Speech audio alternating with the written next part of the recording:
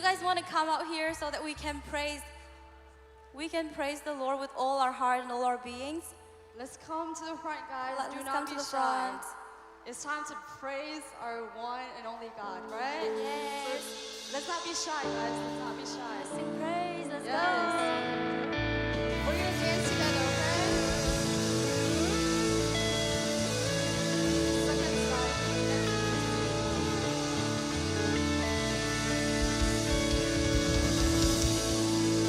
All right, keep coming, keep coming. Are you guys ready to worship? Yes. All right, let's go.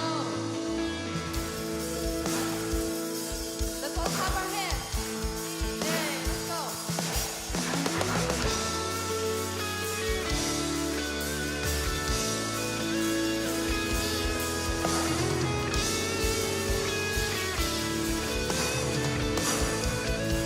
I praise the valley. I praise in the valley. I praise on the mountain. I praise when I'm sure. I praise when I'm doubting. I praise when I'm numbered. I praise when surrounded. 'Cause praise is the water my enemies drowning. As long as I'm breathing, I've got a reason to praise the Lord, oh my soul. Praise the Lord, praise the Lord, oh my soul. I praise when I feel it, I praise when I don't. I praise 'cause I know you're still in control. My praise is the weapon. It's more than a sound. Our praise is the shout that brings Jericho down. You ready? As long as I'm reading word, I've got a reason to praise the Lord, oh my soul. Praise the Lord, praise the Lord, oh my soul. I won't be quiet, I won't be quiet. My God is alive. How could I keep it inside? Praise the Lord, oh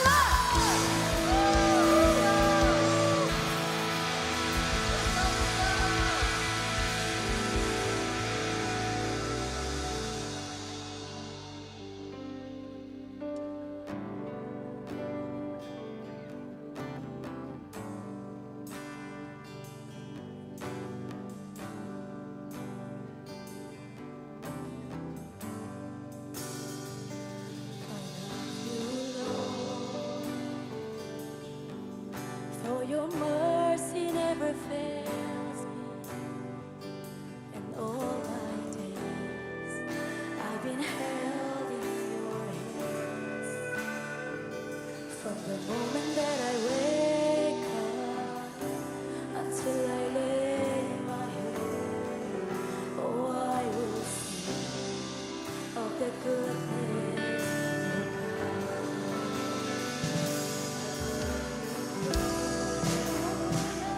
You have been faithful,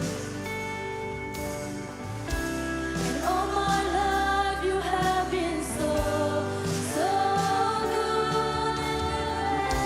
With every breath that I am able, oh, I will sing of the goodness of God.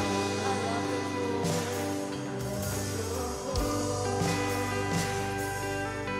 You have led me through the fire in darkest night. You are close like no other. I know you as a father. I know you as a friend, and I have lived in the goodness of God. All my life you have been faithful. In all my life you have been so, so good. Every breath that I am able, oh, I will sing of the goodness of God. Your goodness is running after, it's running after me. Your goodness is running after, it's running after me. With my life laid down, I'm surrendered now. I give you everything, oh God. Your goodness is running after, it's running after me. Your goodness is running after, it's running after me. Your goodness is running after, it's running after me. With my life laid down, I'm surrendered now. I give you everything. Your goodness is running after, it's running after me. And all my life you have been faithful. And all my life you have been so, so good. With every breath that I am able, oh, I will sing of the goodness of God.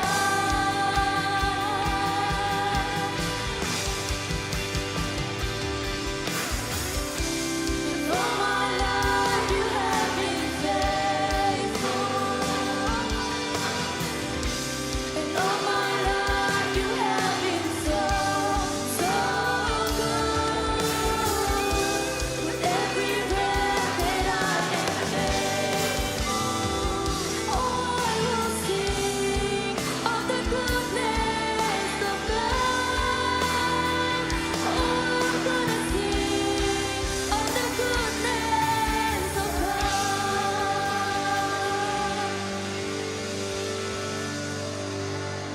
Can we sing the chorus again? 'Cause all my life you have been so good. All my life you have been. He's our good friend. He's our good Father. He's a really good God. So can we all raise our hand and sing the chorus again? 'Cause all my life you have been faithful. 'Cause all my life you have been so, so good. With every breath that I am able, oh, I will sing of the goodness of God. All my life you have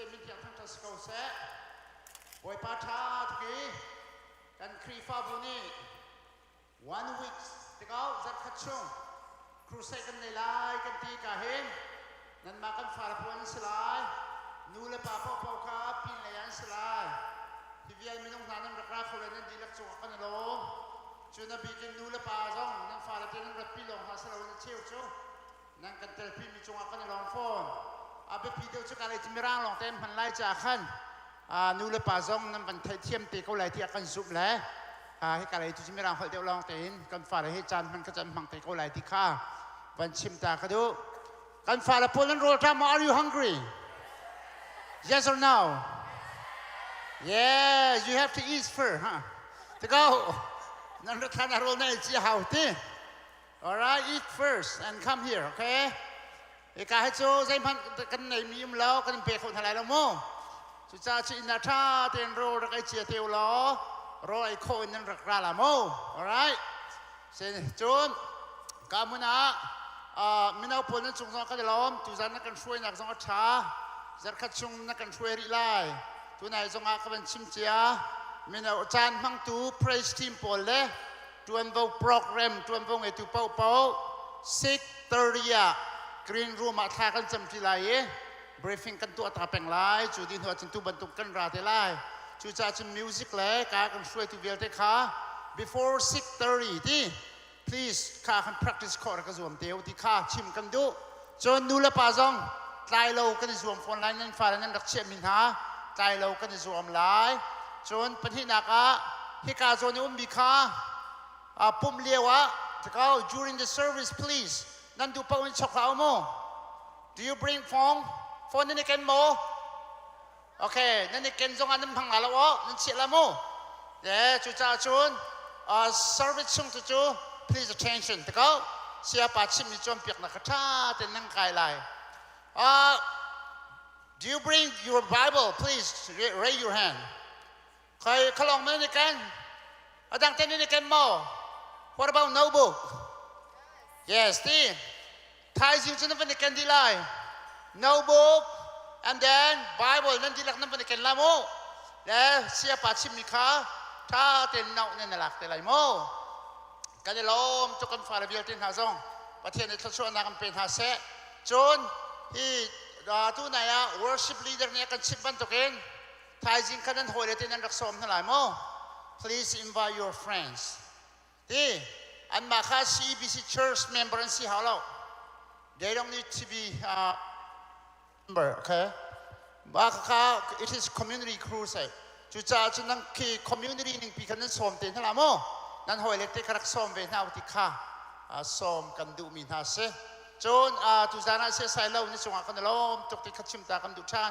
ออริจินัลจนนั้นปฏิอินการิคินอุปจากันที่นนนั้นปฏิอันนี้ฟีมากันชิมเสียนนั้นมาทองกันตัวบรรทุกกันฟ้าแล้วอุปามันขัดกันตัวที่เอาไว้ขัดหนักบอกเสียชวนกุมกุลกุมงาชงเอาไว้ขัดหนักกันตัวเสียกันมาสองเสียตีกันชุดกันเดียร์ตีกันเฟียงเบรีเราจนที่กายมีพาสตอร์เป้าไกมาเลยเสียหวานลองให้การอะไรกันรักราละดังพ่อจะปิ้นเลยนิ่งแปงมาคันนั้นไทยดิ้งจนดีเรคเตอร์พ่อให้การอะไรกันฟอนล่ะแล้วแต่คันพาสตอร์เลยอุปาจงกันเช่นนี้เชื่อกันในกันพาสตอร์แต่กันหูเราเที่ยนั้นที่ส่วนเราดิ้งค่ะวันชิมตากันดูมิเสียสายเราฮีเสียสายเรานั้นไทยมั้งไทยมีเสียสายเราไทยเรามีพ่อนุ่งกระทิรุอันนั้นไทยเบียร์ตะก้าHe's from ICBC, right? What church does he have? What church? Of course, I'm a CBC church member. I'm a CBC church member. Can Krifa member say, but he ani hunke program kipa.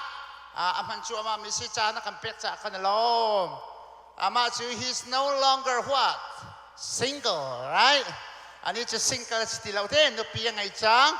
และท่านั้นจำเปียกเป็นไรที่ข้าวันชิมตากระดูกใจสิมันอาจจะวิจารณ์สกาวเสล้อนั่นที่รักจงกันล้อมที่เตะขัดตุจานจานอะไรกันชิมดูมีแล้วกันเสียปัจจุบันกันล้อมที่ข้ากันชิมดูมีสิตั้มปีลงหลบหนักกันไง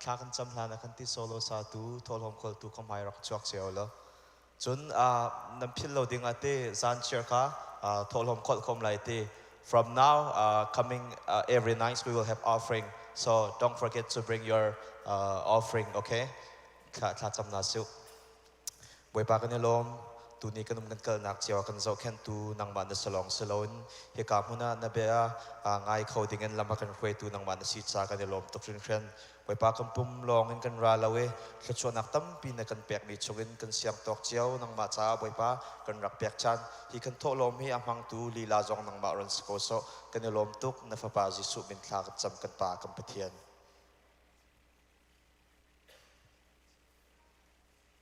Ka boy pa na si timi thang that na class la.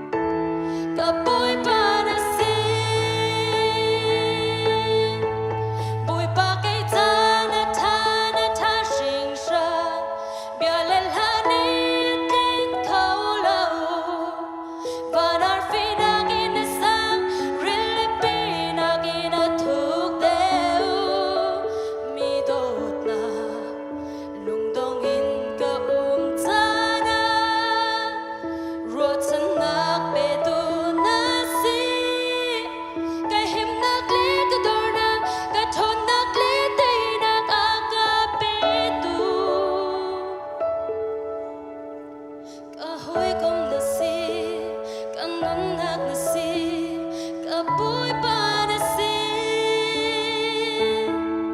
kahoy kam na si kanunak na si o kabuy pa na si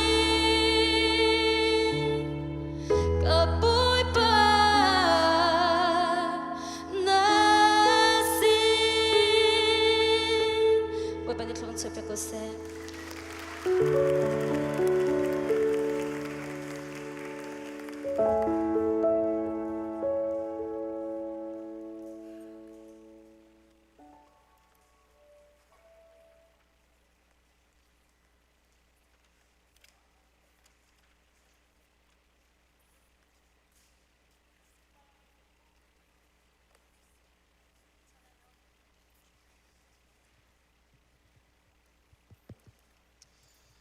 All right, good evening.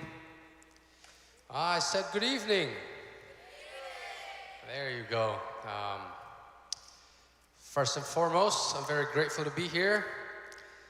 I'm very grateful to see all of you guys show up the very first night. I thought it would just be maybe the first 5 rows filled up, but it looks like all the way up to the 10th row is filled up. That's good. So let's try to get this room packed by Friday, right? We're here till Saturday night. And this will be an English service. So if you guys have parents that don't understand English, they can go and join the adult service on the other side, the Sunday school sanctuary, where they'll be teaching in Lai Hol. Our theme for this revival is hope for the hopeless. That's right. I think this is relevant for all of us, not just kids, not just adults, but even those who've been walking with God for many years, even preachers like us. And so for tonight, we'll be looking at what it means to have hope. So I did my PowerPoint with the Microsoft, so maybe font kazan fan atem vin karep piak nan karep piak khosung kalong kong ha keynote in kan avani pat khomene. So we'll be looking at 1 Peter chapter 1 verse 3 to 5. 1 Peter chapter 1 verse 3 to 5. We'll be looking at what it means to have hope, what Christ offers us. Can you guys repeat after me? There is no other religion that offers guaranteed hope. There is no other religion that offers guaranteed hope except for the gospel of Jesus Christ. And so we'll be looking at that. I don't know if you guys can relate, but let's see if you guys can. I think there are 3 things that humans we need. We are in dire need of. Number 1, we are in dire need of perfect love. A love that endures, a love that never quits, a love that stays with you even when you give that love reason to stop loving, it still loves you. For example, like that song, I forgot the singer's name, but the song lyric goes something like, I need somebody to love me at my worst. That's all what we need. We need someone or something to love us at our what? Worst. We call that unconditional love. Can you guys repeat after me? You will never find someone on earth to love you at your worst.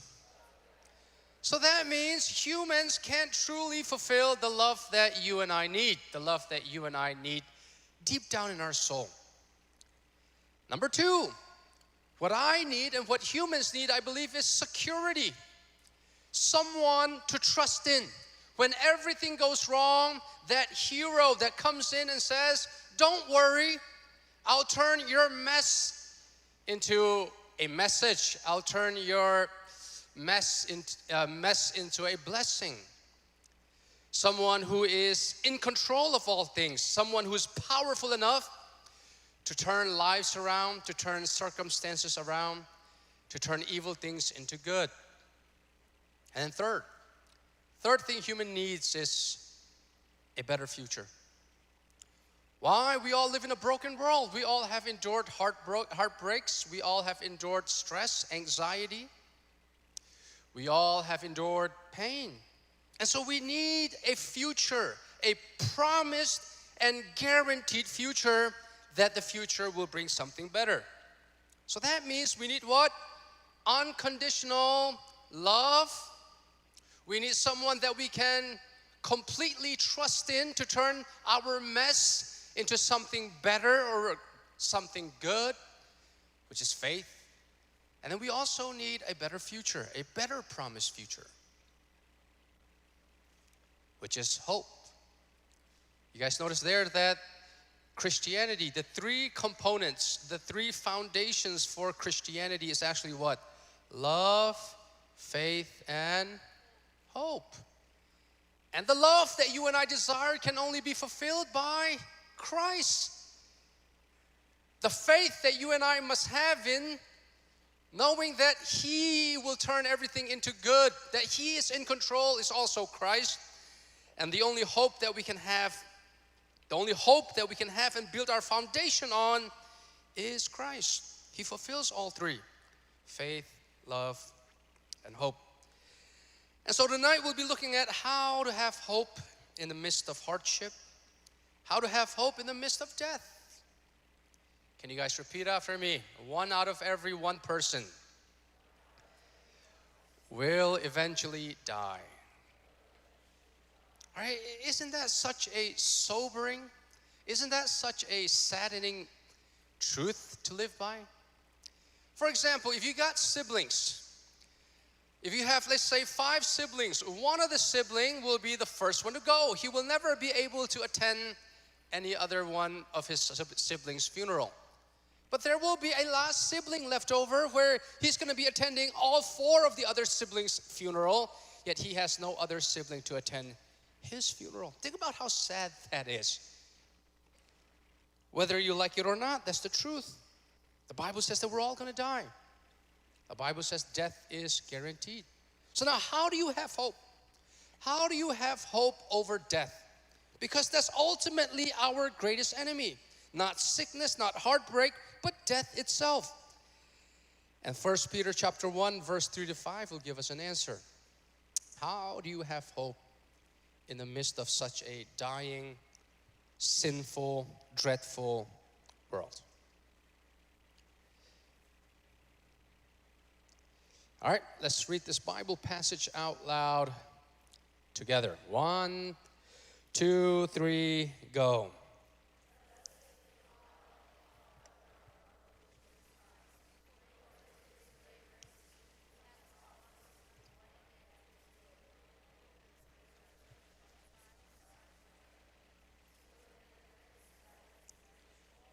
Undefiled and unfading, kept in heaven for you, who by God's power are being guarded through living faith for a salvation, ready to be revealed in the last time.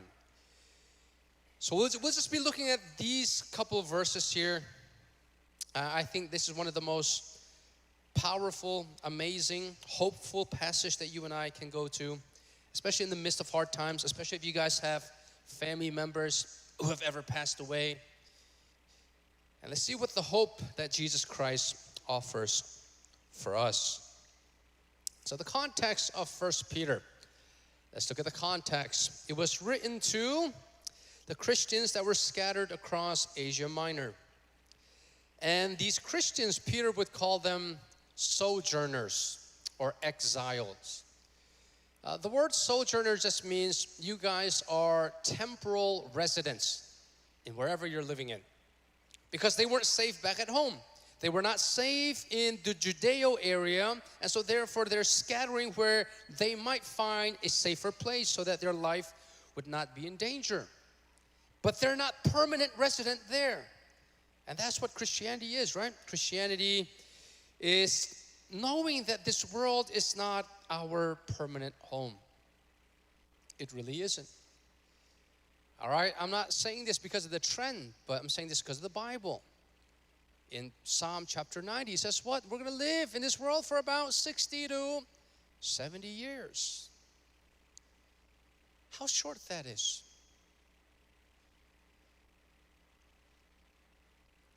And all these Christians were getting pressured by the Roman practices. So the reason why a bunch of these Christians during first century Christianity, they were getting persecuted was because they were not willing to bow down to any other gods. For example, Christians would not acknowledge that Zeus was God. Christian will not even acknowledge that the emperor Caesar was God. And so therefore, just like our limey parents, I don't know if you guys have those limey parents that are very superstitious. For example, when everything goes wrong, they would ask you, hey, have you been praying? Have you been tithing? The reason why things are going wrong is because you're not tithing. God is angry at us. I don't think that's how God operates. But these Romans, they were very superstitious. Horrible things were happening. For example, a whole city burnt down. And the reason why they believed that city burnt down and maybe a disaster was happening was because of these Christians right here. Our God is mad. God is mad. Why? Because a bunch of these new believers, Christians, are not acknowledging them as gods. And so therefore, in order for us to please our God so that He will no longer pour out their wrath or His or her wrath on us, we must persecute them.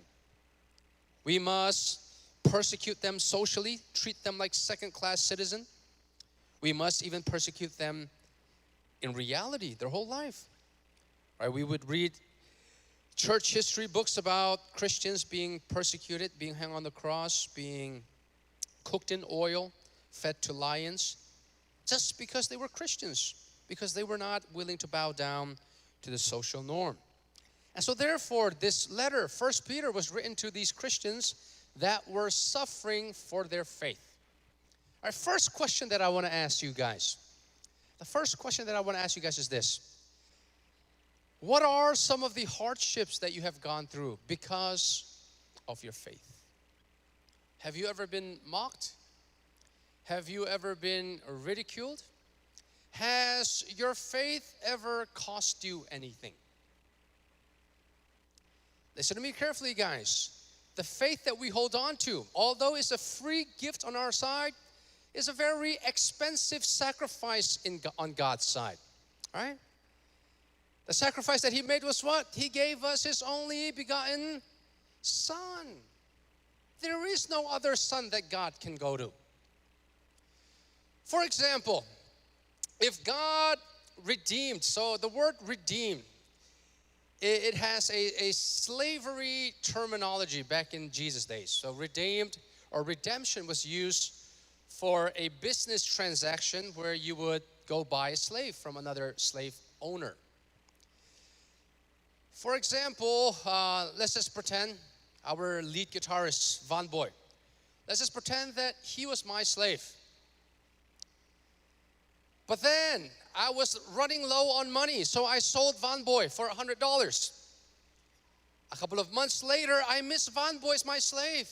Nothing is getting down around the house, around the farm, around my backyard or even front yard. And so therefore, I go and pay the person that I sold him to maybe $200. And what did I do? I redeemed him. I paid a price so that Von Boy can belong to me again. The Bible says that the price that God paid was what? His only son's life. Oh man, it is such an expensive transaction. That's why the Bible says if you are following Jesus, you're not walking on flowers, you're not walking on petals, you're not walking on the wide road, right? You're walking on a street that is made of thorns. You're gonna get ridiculed, you're gonna get mocked.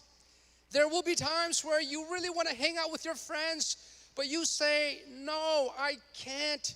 You leave that desire. Why? Because ultimately, my purpose is not to please them, but to please God.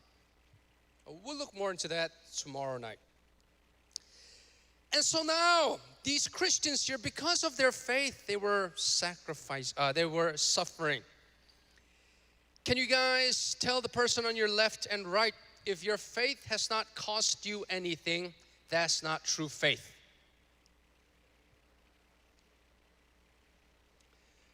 Meaning, if there's nothing that you have ever left behind because of your faith in Jesus Christ, if there's nothing that you have never rejected, although you wanted it so much, for your faith in Jesus Christ, we call that a faithless faith, empty faith, dead faith. Why? Because faith is shown through action. Action of what? It cost us things. And so now these Christians, Peter is writing to them about the living hope that we have in Christ. All right, let me just give you guys the definition for living hope. All right, let's look at the hope that you and I have. So this is my definition. You guys got your notebooks. You can write them down. Let's try to unpack this for you guys, all right? Can we all read it out loud together? The hope that we have. What does it mean to have hope? 1, 2, 3, go. An active, enduring confidence in God's future promises that sustains believers through suffering, grounded in the resurrection of Jesus Christ. It is an active confidence, but not only active, it is an enduring confidence that when things don't go the way you want them to go, the confidence or the faith that you have, it endures. It endures to the end. It doesn't endure for only 3 months and then you lose that endurance later. No, we're running a race that's a marathon, not a 100-meter dash. And because of that faith or that confidence we have in the promise that God has given us of heaven, it sustains us.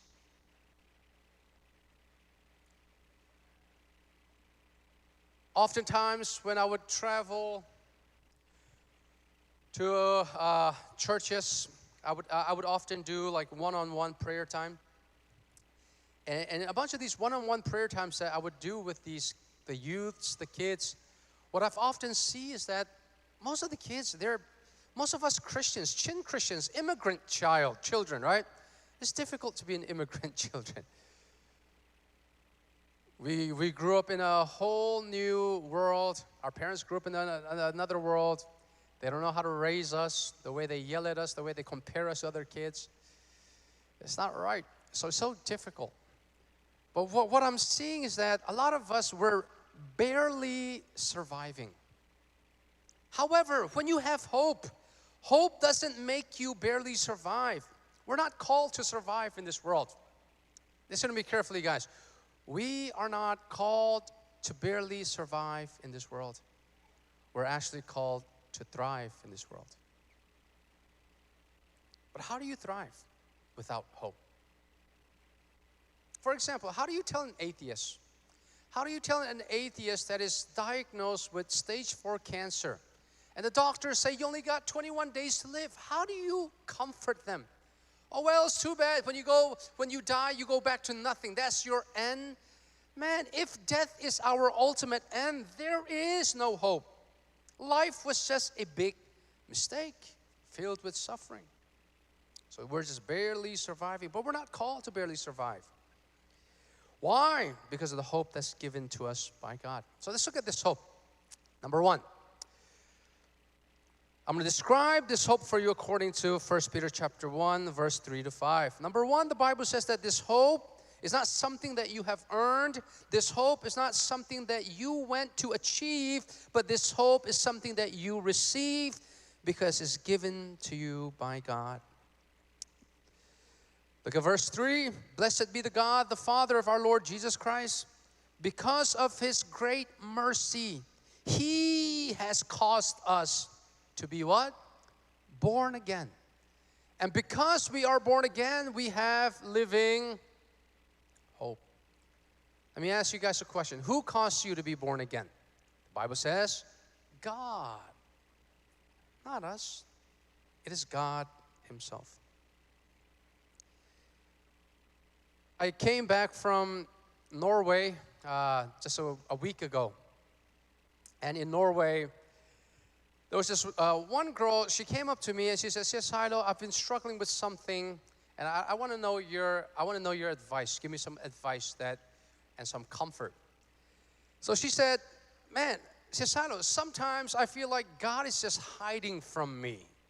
You guys ever felt that way?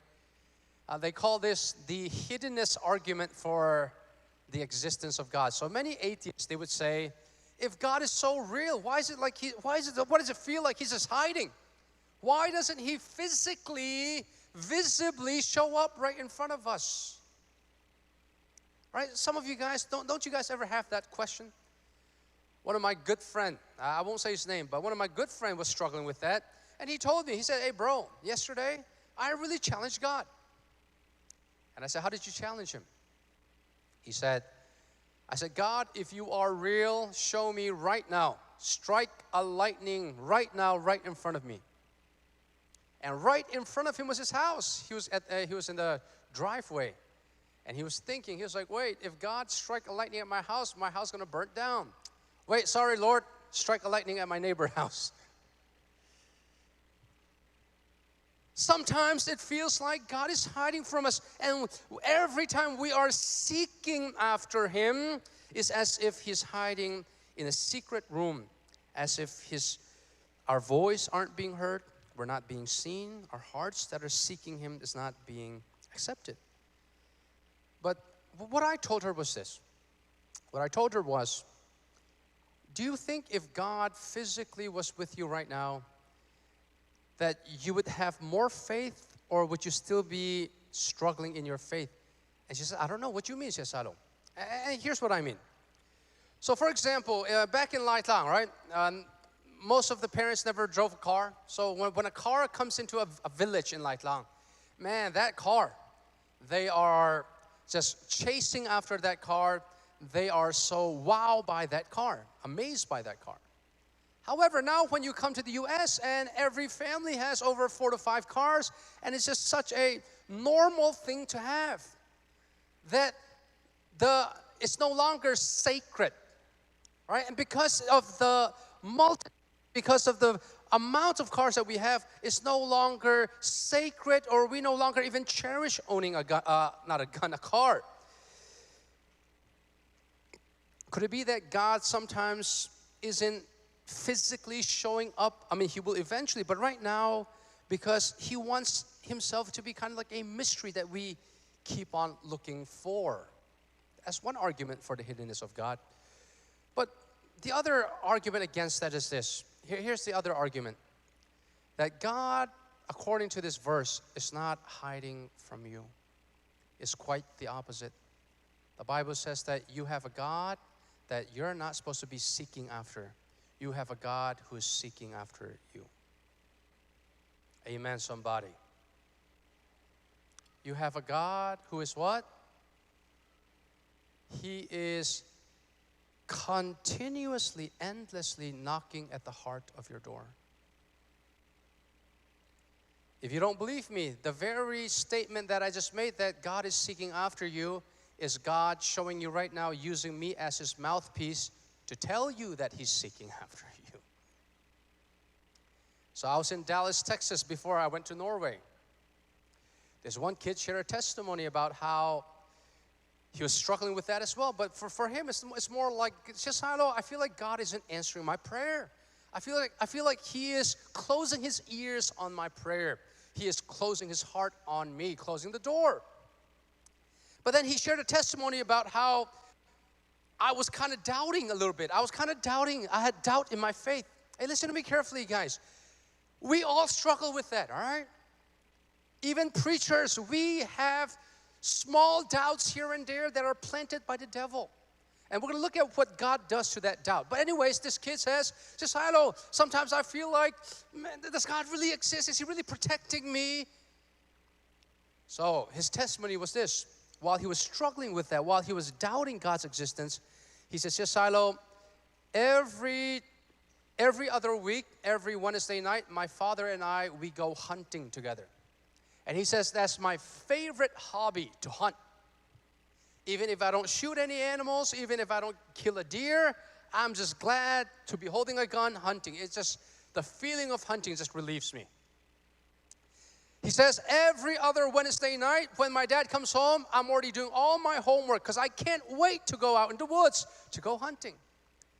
But he said 3 months ago, one night, for some odd reason, I wasn't sick, nothing bad happened, but I just didn't feel like going.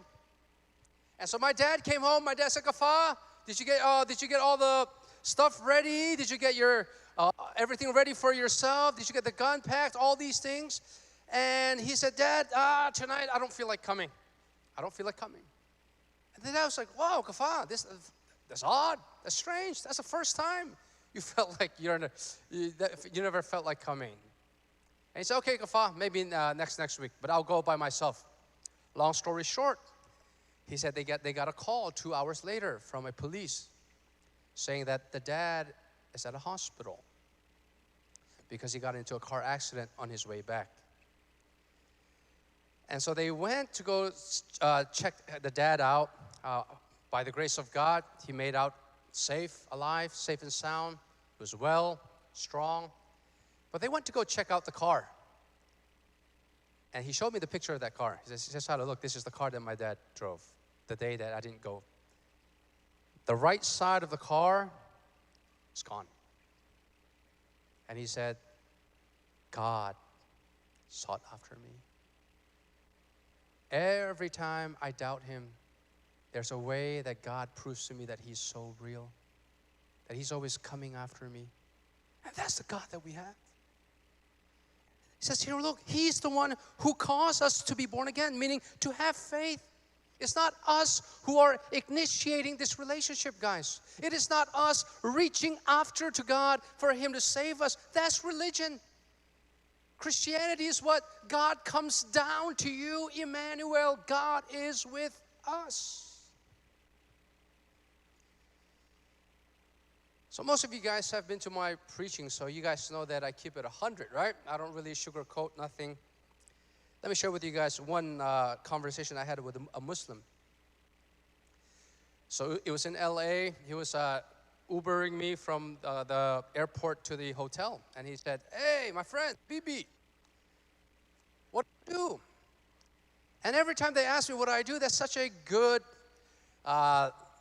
pathway or lead way for me to share the gospel. I said, I'm a preacher about Jesus Christ. He said, I love Jesus. I love Jesus. And then we started getting into a kind of heated argument, a heated debate.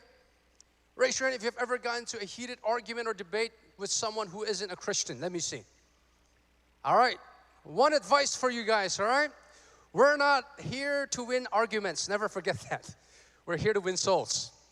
So don't be sad if you lose the argument, as long as you're planting a seed in their heart and in their mind.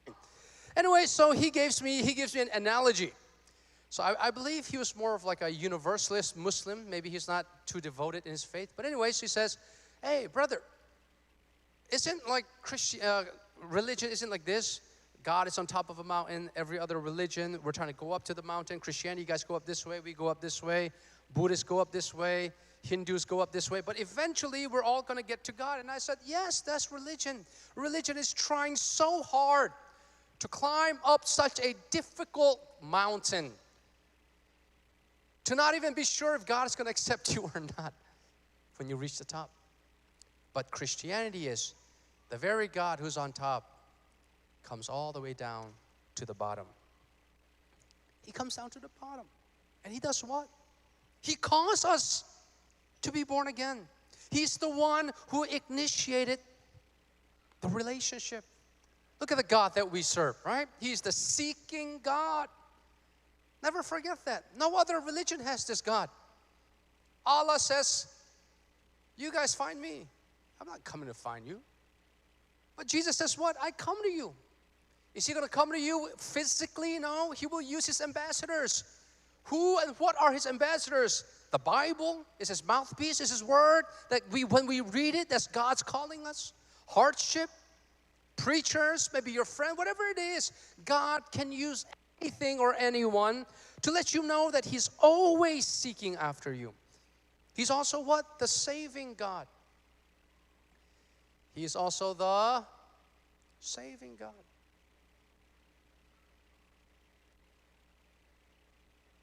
Can you guys repeat after me again? In religion, it is faith plus work to get salvation. So if faith plus work is required for salvation, that means you are your own Savior. But in the gospel, it says it's God who caused you to have this rebirth so that you can have hope because Jesus rose again. It was God who caused it. It's you that accepted it. It's a God, and the reason why we have this hope is because of the sacrifice Jesus made on our behalf. Think about the sacrifice Jesus made on our behalf. What are some of them? Let's look at some of them.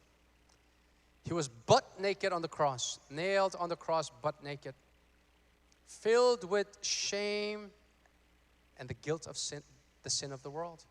So that you and I, when we stand before God, we will no longer be in shame, that we will no longer have guilt. You know that the Bible says that the only time Jesus screamed out in anguish and pain was when he said, my God, why have you forsaken me?" So God the Father turned his back toward the Son so that all those who are in Jesus, God the Father will never turn his back from us. That's the sacrifice that Jesus made. His life, his blood that was shed. Not only that, he is also the what? The securing God. Not only the seeking God, the saving God, the sacrificial God, but also the securing God. What do I mean by securing God? God makes sure that once you are his child, that you will always be his child. What do you mean, Silo? Here's what I mean. Have you guys ever felt like you've let God down before? You guys ever felt like you've disappointed God? I think I said this last time at ZBC at the Grace Ministry Conference. Let me just say it again for those who didn't hear. So this one kid says, "Silo, it's been like 8 times I've came to your camp, and I'm just always the same. I don't think I'm making any progress. My Christian walk is up and down, up and down." And he says, "Sometimes I feel like I'm letting God down so much." And here's my reply. I said, "Bro, how can you let God down when you were never holding him up? It's him that secures you. It's not you holding him up to make sure that he is exalted. It is him holding you so that you will never be separated from him." What an amazing God we have. And that's why we can have living hope. What is living hope? Hope that never ends. Hope that never ceased. Hope that is, look at this here, guaranteed. Hope that is what? Guaranteed. So God was the one who gave you this hope, and God will be the one who guarantees that this hope will come to fruition. He will guarantee it. Look at this. It says here what? We have hope to an inheritance. What is inheritance? It's a future gift that has been saved for us by our Heavenly Father. And that inheritance is what? Imperishable. That means it will never perish. That there actually is a light at the end of the tunnel in Christianity. There actually is a light. Silo, how do you overcome depression? See the light. How do you overcome anxiety? See that light. Why? Because ultimately we're all going to die. And only in Christianity there is a happily ever after. There is a happily ever after. Why? Because God guarantees it.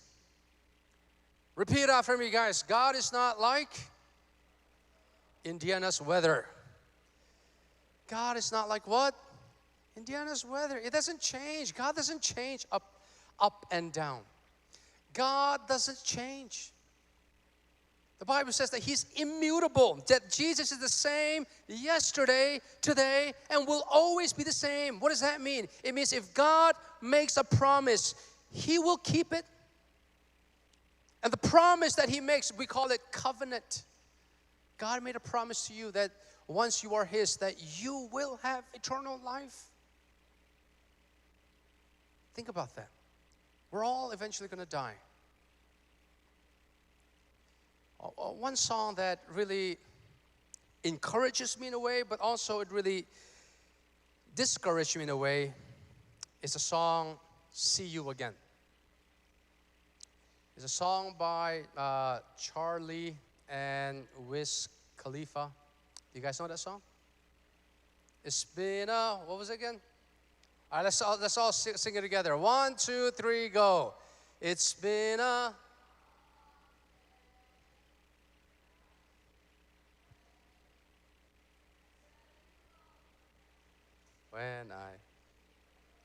When I what?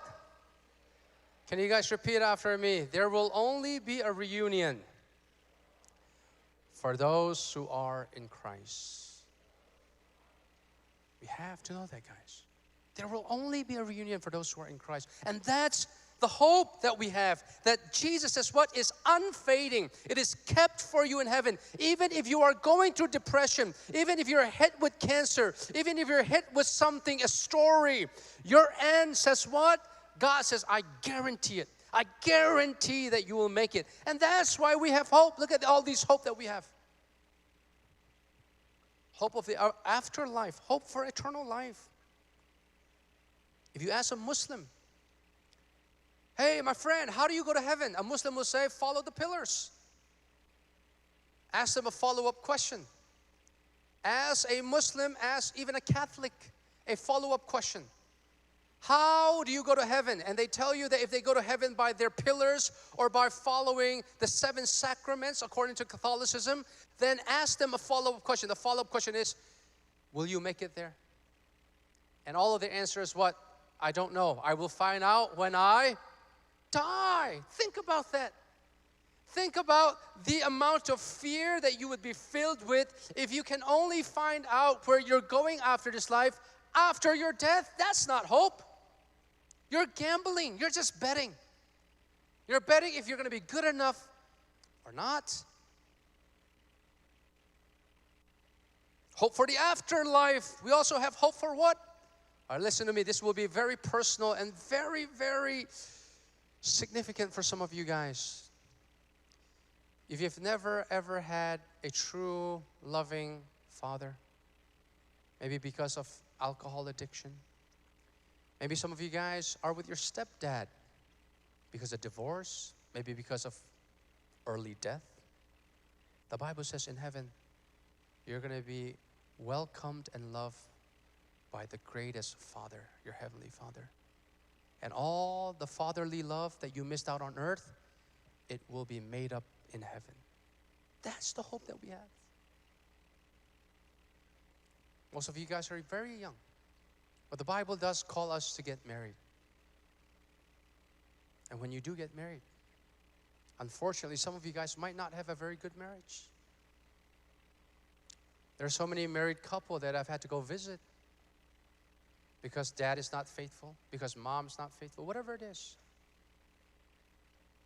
Maybe some of you guys have a single mother at home that has never truly experienced the love from a husband that she should have. Guess what we're going to have? A perfect husband, a perfect groom. And his name is who? Jesus, who will love us with everlasting love. Think about that. Not only is heaven going to be so much greater, but the Bible says that it's beyond our imagination. This one preacher said, heaven will be your dreams come true. And I say, nah, you're wrong. That's wrong. Heaven's not going to be your dreams come true. Why? Think about this, guys. We are finite, imperfect being. We don't even know the concept of perfection. Your dream is far from perfect. Therefore, heaven is going to be far greater even than your wildest dreams. It's a place not where dreams will come true, but where perfection will come true. That's what we hope for. The best is waiting for us at the end. Listen to me carefully, guys. The life that you have right now is not the best life that you're going to have if you're a Christian. The best life you're going to have is when you go to heaven. Unfortunately, if you're not a Christian, this is going to be your best life. The worst life is going to be waiting for you. You know what Jesus said? It's better for you to pluck out your eyes, cut off your arms and legs, than for you to go to hell. All right, this might sound very mean, but sometimes you got to be loving and say the truth. Let's say you come from a broken family. Let's say you become homeless. Let's say you die at a very young age. The life that you lived on earth wasn't a very noble, a life that other people would want to live. But if you're not in Christ, that was your best life. But for those who are in Christ, the best life is yet to come. And that's the hope that we have, where our satisfaction will be met because we're going to be in the very physical presence of God. It's going to be a family reunion. I spoke about heaven. I gave a lesson on heaven at this one, I forgot where. And this one youth, he came up to me, Silo, man, this is so encouraging. This is so encouraging. Why? Because I have a disabled big bro. He is 19 years old, still in his diapers because all he can do is eat, sleep, wake up. That's about it. And I want to have a conversation with him. I never know what it felt like to have a brother. But so now you're telling me that I have a hope that I will go to heaven and everything that my brother wanted to tell me on earth, that we're going to have infinite time for him to tell me with this perfect love. Man, what a great news that is. Right? Where there is no more suffering, where we no longer need to worry about death. Why? Why is this guaranteed? It's guaranteed because this hope is guarded by God. It's given to us by God. He started it. It's guaranteed by God. That means He's going to finish it. But even in the middle part of the story, is guarded by God. Look at this, verse 5. So our hope and our faith, who by God's power are being guarded through living faith for a salvation ready to be revealed in the last time. So the faith and the birth that God has given us is a faith that God will guard. So therefore, God will guarantee that your end will be good. That your end will be good. What does it mean, guard? It means that God will be the one to protect you. Even when you doubt, God will be there to reassure you. Even through your dry season, God will find a way to nourish your dry soul. Even in your weak times, God will find a way to strengthen. And that's how good God is. He's a God who never quits on us. He's a God who will never give up on us. He's a God who will keep on calling us. And because of that, God, because of His guaranteed, because He's guarding our faith. It's not because we hold on to Him, but because He's holding on to us, and He will never let go. You and I have hope. But that hope can only be given if you have faith. Let's look at faith. What is faith? In order for you to have this hope, you must have faith. All right, let me teach you guys a little bit about Catholicism and where they get it wrong, where I believe they get it wrong. So I'm not saying that all Catholics will go to hell. I'm not saying that all Catholics are damned, but I don't believe that they got the right teaching of true salvation. Why? Can you guys repeat after me? Catholicism teaches you must have faith in Christ and follow it with the 7 sacraments. So basically, they don't believe that faith is enough for you to be saved. They believe that you must also do work with love. And they called it the 7 sacraments. I'll give you guys some. So the first one would be baptism. You have to get baptized. Number 2 would be you have to participate in the Eucharist, the Lord's Supper, where you got to eat the bread and drink the wine every month. Number 3 is you have, if you're sick or you're going through a hard time spiritually, right, a priest or church leaders will come and pray for you with an oil.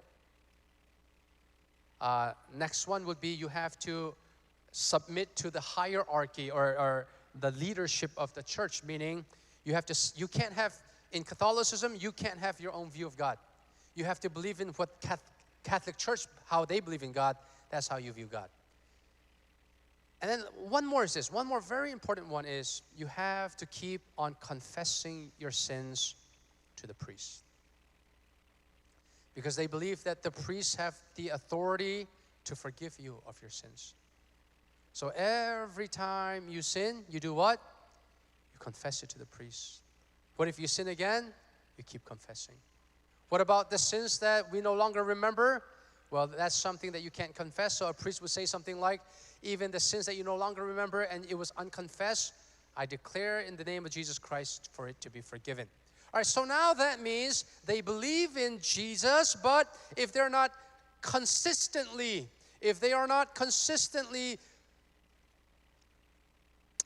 confessing their sins to the priest or participating in the Lord's Supper, unfortunately, you're not going to make it into heaven. So now, where's their hope?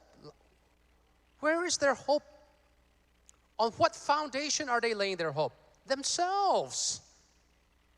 Now let me ask you guys a question, very important question. Let me ask you guys. What is more important, the strength of your faith or the object of your faith? All right, raise your hand if you believe the strength of your faith is more important than the object. Just raise your hand higher, so let me see. Raise your hand if you believe the object of your faith is more important than the strength. Higher, let me see. All right, let's put this to test. We're going to put this to test. Okay, let me get right there. What's your name now? The black shirt, right? Ethan? Stephen, come help me, buddy. Let's put it to test. Stephen, come up here. And let me just get Sia Jerry ng naibika van rato. All right, what's more important, the strength of your faith or the object of your faith? We're going to put it to test. And I want you to know that your hope should not lie upon anyone else except Christ, because this will prove it right here. All right, Stephen, stay on this chair. We're gonna just do that game, trust fall. All right. Put your hands over your chest. So we're gonna pretend that Stephen has great faith. Weak faith. All right, Stephen has what? Weak faith, but the weak faith is placed on this object right here. Sia Jerry. All right, Stephen, you're gonna fall back. Let's see how this turns out.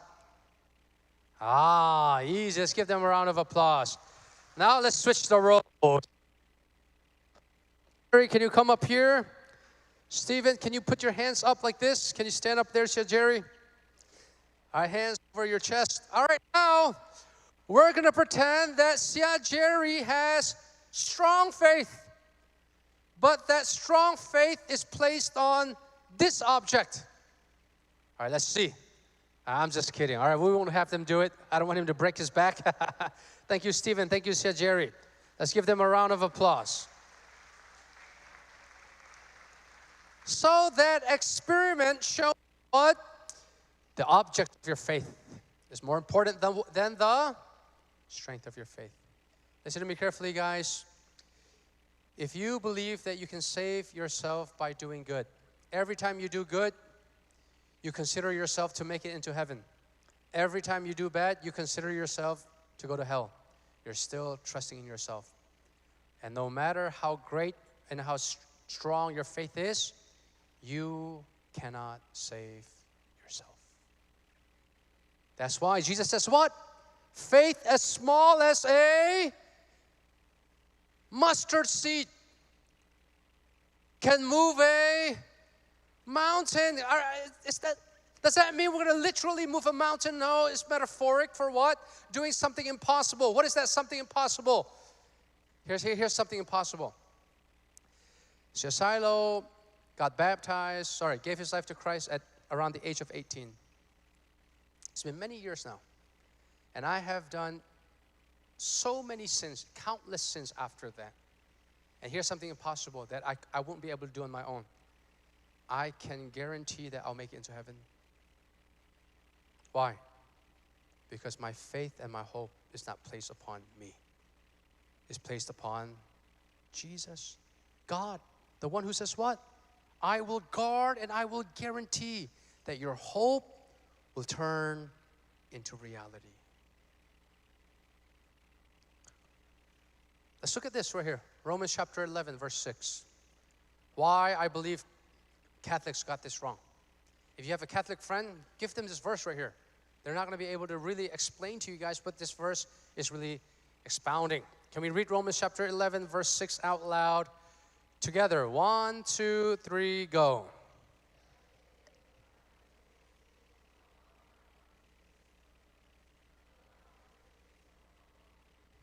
There you go. We are saved by grace. And if any type of work is included in our salvation, grace is no longer what? Grace. Grace is an unmerited favor that you played no part of. You didn't bring anything to the table. Despite all of your sins, not your good doing. That's why Christianity is never about achieving. It's always about receiving. That's what grace is. Silo, I got a question. The most common question that I get asked from kids.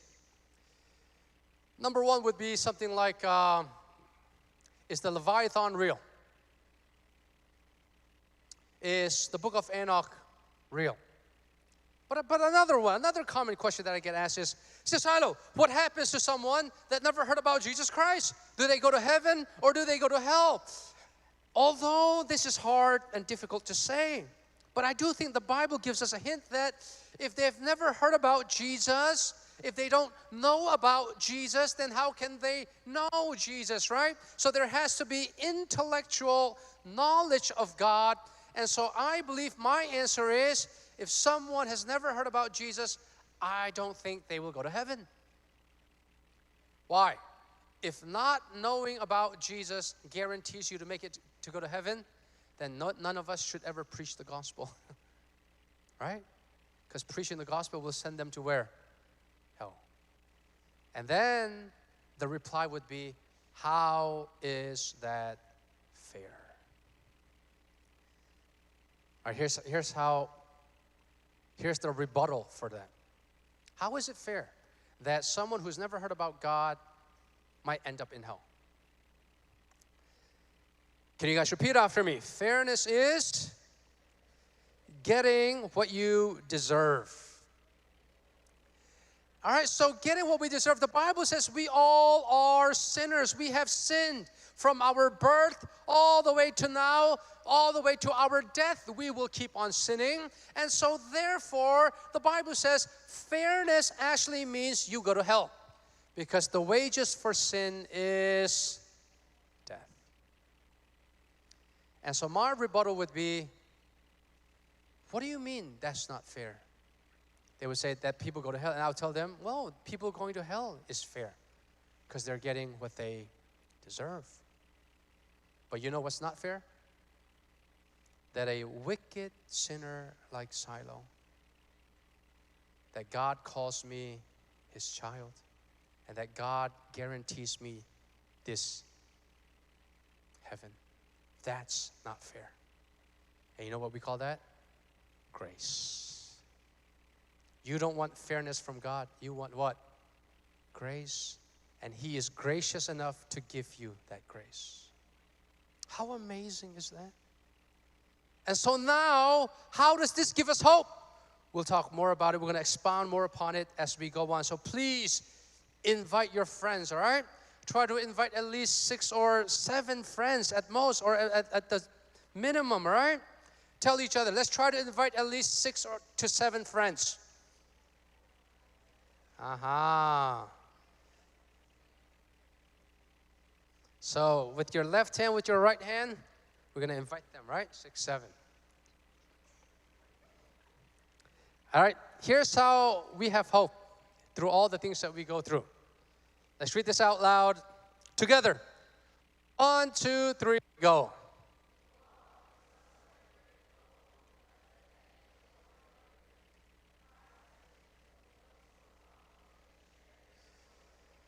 Wow.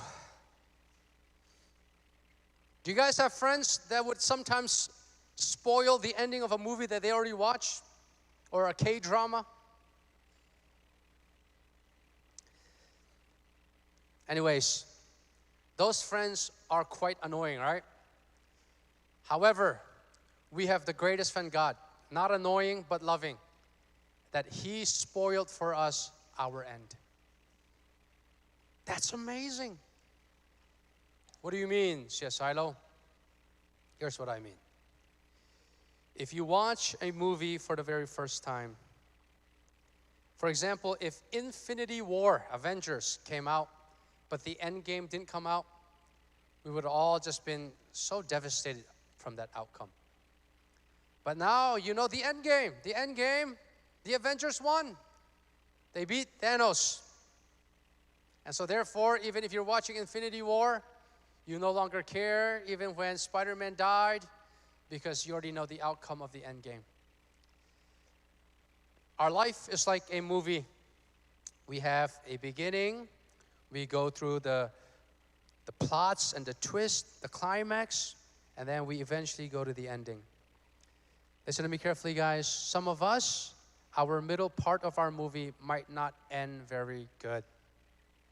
But it's okay. The Bible says our ending is going to be filled with glory. And that's what we hope for. Do you guys have friends or family member that have gone away, passed away too quickly, too soon? Are you guys going through difficult times right now in your life? I can't promise you that everything will be a-okay here on earth. The Bible doesn't promise you that either. But the Bible promises you something even way better. The Bible says that your eternity will be a-okay. And that's the hope that we have. Now, my question for you is this. Are you living by that hope?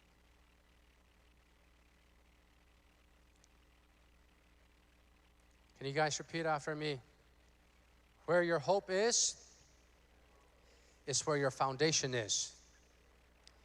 If your hope cannot grant you a promise, your foundation will never stand. Isn't that true? Ladies, why do you keep hoping for true love from that guy? How many guys is it going to take for you to realize that no guy can ever fulfill what you need in the depth of your soul? Especially if he's a player and not a prayer. Right? Especially if he's a thug. I don't know if you guys remember. I don't know if you guys ever came to one of my lessons about dating. But I would always tell the young ladies to never date a player, and also to never date a thug. Never date someone that will treat you like a property. Move on quickly. But if you place your hope in him, you will always be disappointed. Your hope has to be directed at the strong object, the one who can guarantee, because he gave it to you, because he guarded your faith, the one who can fulfill true hope. This is one of the quotes that I live by, and I want you guys to live by this as well, okay? Can you guys repeat after me? When I look at myself, I cannot see how I could be loved and saved. Isn't that true, guys? Hasn't there been times in your life where you can't even love yourself? Can you guys repeat after me? But when I look at Christ, I cannot see how I could be lost. What the devil always wants you to do is to look at yourself and stay looking at yourself. But what the Holy Spirit wants you to do is to fix your eyes on Jesus, the beginner and the perfecter of your faith.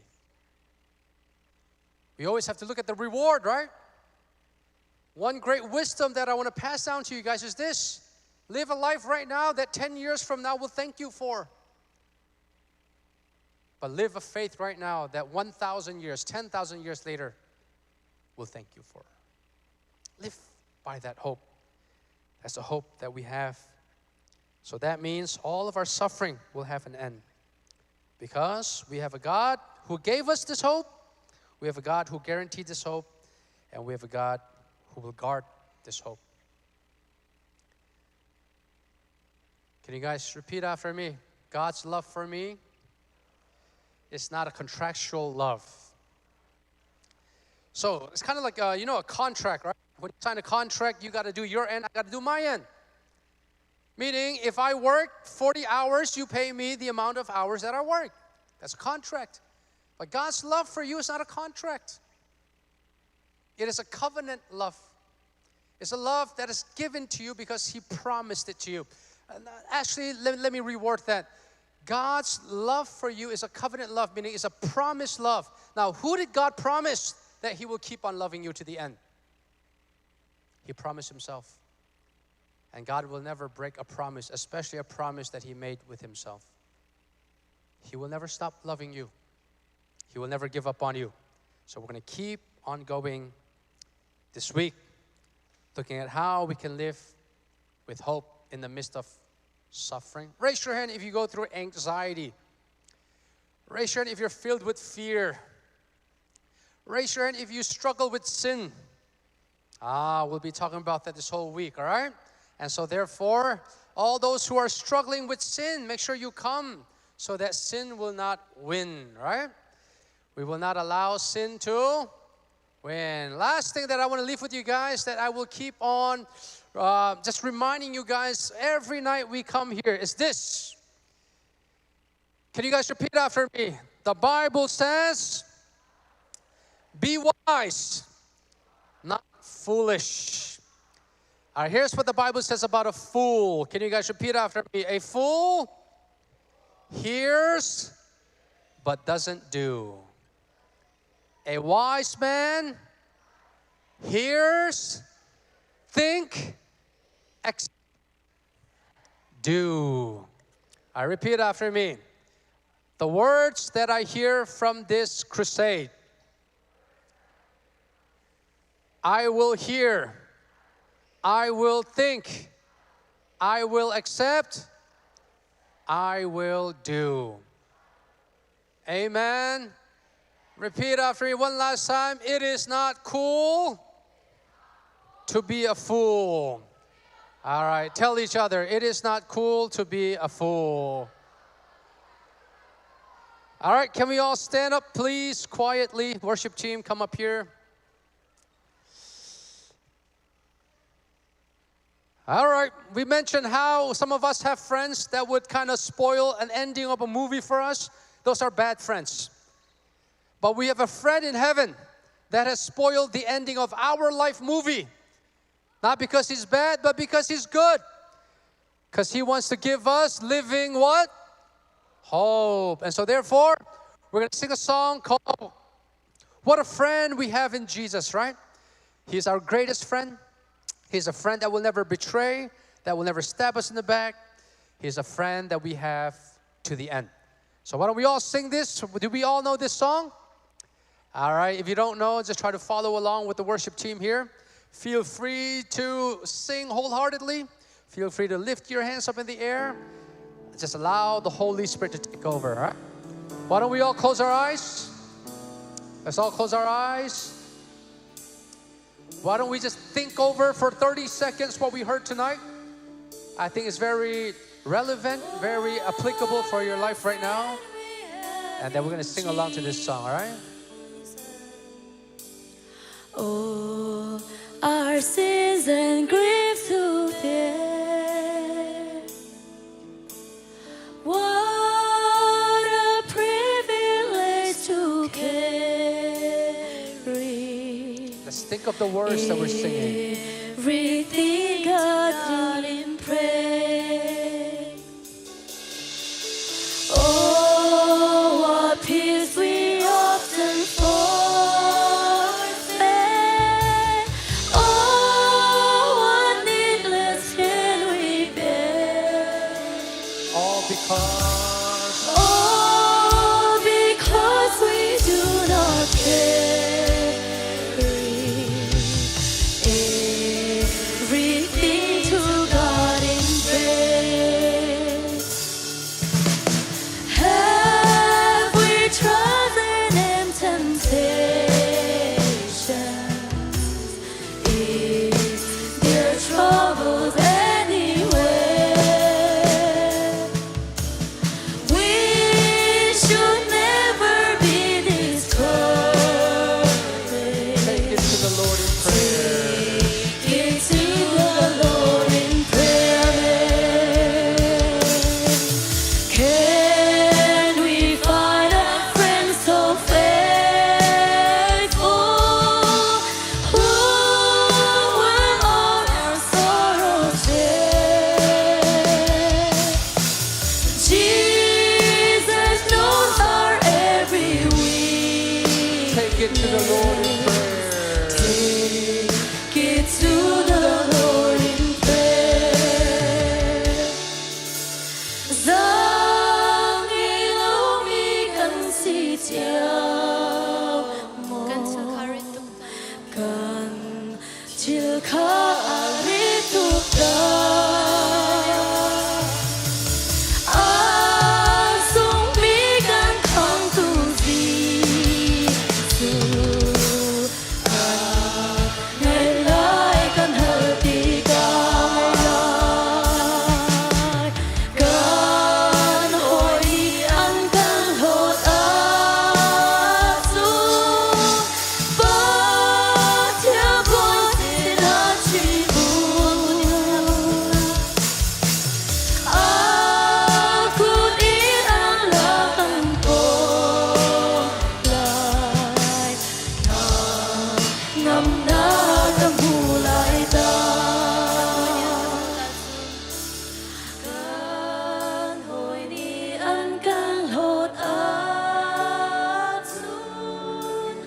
Ba theo con xin đã truy buồn. Aku tin ang lakan po lại. Ngâm na cầm hulay ta. Why don't we all just do a prayer together? Can we all close our eyes for a second before we get into the next song? It's our first night, but even the first night, I can feel the Holy Spirit moving.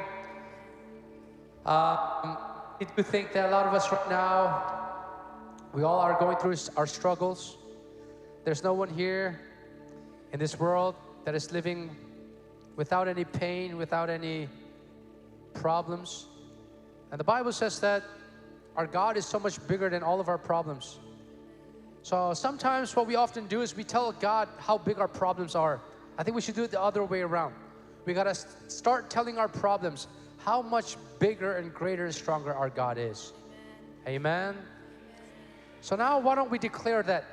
We're gonna declare it saying, Lord, you are so much greater than all of my problems. And you are the God who has given me a new birth so that I could have hope. And you guarantee that my end will be good. And you guard me so that I will never truly fall away. Even if I fall at times, you will pick me back up. That's how you've guarded me. And I thank you for that. So why don't we all just pray together for like 2 minutes and just try to react to the sermon that you just heard. And you're gonna just Say, Lord, thank you for the words that you've preached to me. And here's what I need from you. All right, why don't we all pray out loud? No one's going to be praying silently. We're all going to pray out loud together. And the next song we'll be singing about a minute or two, all right? Let's pray out loud. 1, 2, 3, go. Oh, Heavenly Father, we thank you so much. Oh, Lord, I pray for all those who are in burden. I pray for all those who are in pain. I pray for all those who are losing hope. We can't lose hope, because even something as bad as death no longer has a hold on us. We overcome. We are more than overcomers. Not because of us. Oh Lord, every time we look at ourselves, we ask, how can I ever be loved? How can I ever be saved? That's why we got to keep fixing our eyes on Jesus. Because when we fix our eyes on Jesus, how can we ever be lost? How can we ever be lost? How can we ever lose if we see Jesus? How can we ever be abandoned if we have our eyes on Jesus? How can we ever be lost if we have our eyes on Jesus, Lord? Help us fix our eyes on you, God, who has given us this hope, who has guaranteed that this hope will come to fruition, and who has guarded this hope, making sure that we will see it. Just like how Jesus rose again from the dead, we will rise again. Where we will go to heaven with family reunion, perfect relationship. All of our pain, all of our sins, all of our sorrows, all of our tears will be wiped away. And that's why we can worship you in spirit and truth. That's why we can lift our hands up in the air and say, I will just praise you with spirit and truth. Karao le betakin kan biak lai tia. Kanin thang chat khot na karuang chu ro chat na kan nge bi ruang asin.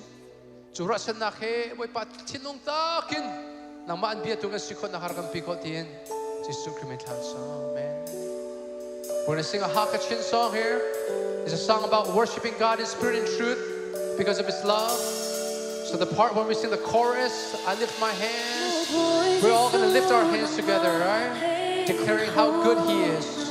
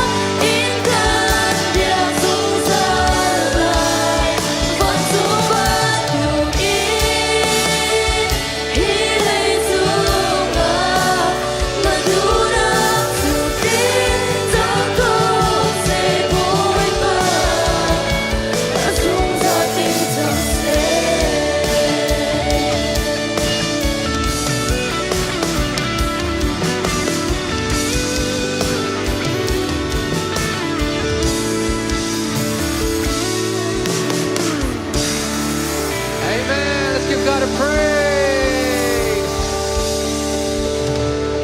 All right. So we know that you guys got school tomorrow. Some people got work, so we'll just finish it there for tonight.